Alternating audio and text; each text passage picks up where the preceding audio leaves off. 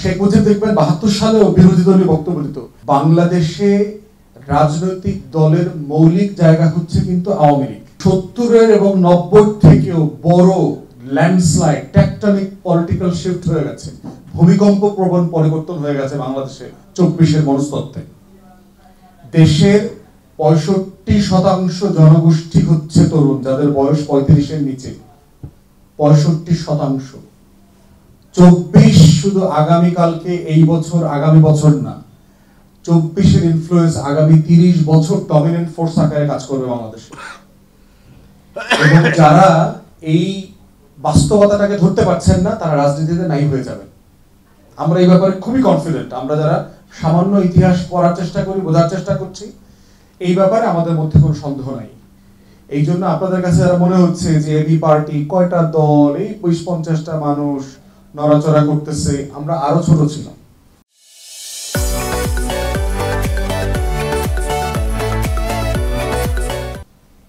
আমরা যখন প্রথমে সিলেটে আসছি, তখন আমাদের সাথে ৫ জন লোক দেখা করতে আসে নাই।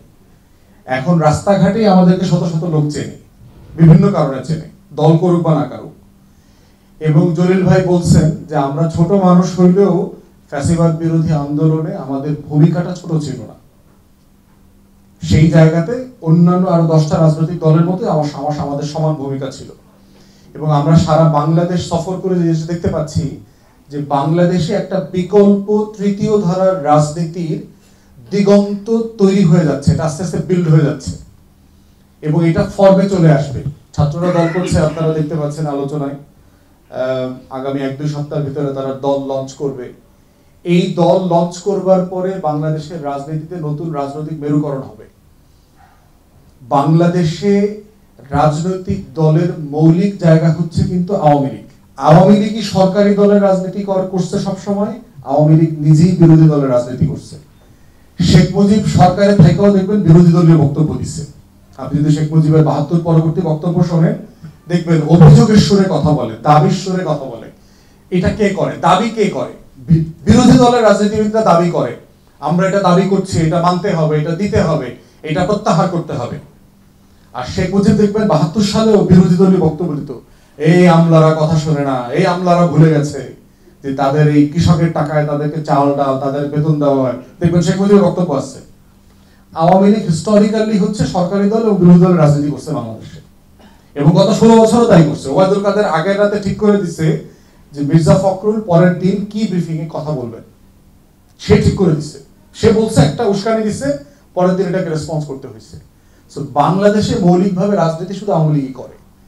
আর আওয়ামী বিরোধীদের যে কমন রাজনীতি, এই রাজনীতিটা কিন্তু আওয়ামী লীগ সাপেক্ষে রাজনীতি, তার নিজের রাজনীতি না। অতএব যেহেতু গণ অভ্যুত্থানের মধ্য দিয়ে আওয়ামী লীগের রাজনীতির পতন হয়েছে, সেই জায়গাতে নতুন রাজনীতির মেরুকরণ এখন সময়ের ব্যাপার মাত্র। সেটা কি ফর্মে হবে কোনো সন্দেহ নাই, বিএনপি সবচেয়ে বড় রাজনৈতিক দল, কোনো সন্দেহ নাই ইমিডিয়েট নির্বাচন হইলে বিএনপি ক্ষমতায় আসবে। কিন্তু এই রাজনীতিটা জনগণের আকাঙ্ক্ষা, তরুণদের আকাঙ্ক্ষা পূরণ করতে পারবে কিনা, সেইটা বারবার প্রশ্নবিদ্ধ হচ্ছে। সেই জায়গাতে এবি পার্টি আমরা বোধ করছি যে আমরা বাংলাদেশে যে নতুন রাজনীতির আইডিয়া গত ৪ বছর দিয়েছি, 2022-এ, 23-এ, 24-এ যে বক্তব্য আমরা দিয়েছি, ছাত্ররা রক্ত দিয়ে 2024 সালের দেয়ালে দেয়ালে সেগুলো দেয়াল লেখন করে দিয়েছে। দ্বিতীয় প্রজাতন্ত্রের কথা বলেছি আমরা, দ্বিতীয় প্রজাতন্ত্রের কথা বলেছি, কল্যাণ রাষ্ট্রের কথা বলেছি, স্বাধীনতার ঘোষণাপত্রের আলোকে সাম্য, মানবিক মর্যাদা, সামাজিক সুবিচারের ভিত্তিতে নতুন রাজনীতির কথা বলেছি, সেবা ও সমস্যা সমাধানের রাজনীতির কথা বলেছি, নতুন রাজনৈতিক বন্দোবস্তের কথা বলেছি, নতুন বাংলাদেশের কথা বলেছি। বাংলাদেশ 2 দেয়ালে দেয়ালে লেখা আছে সারা বাংলাদেশে।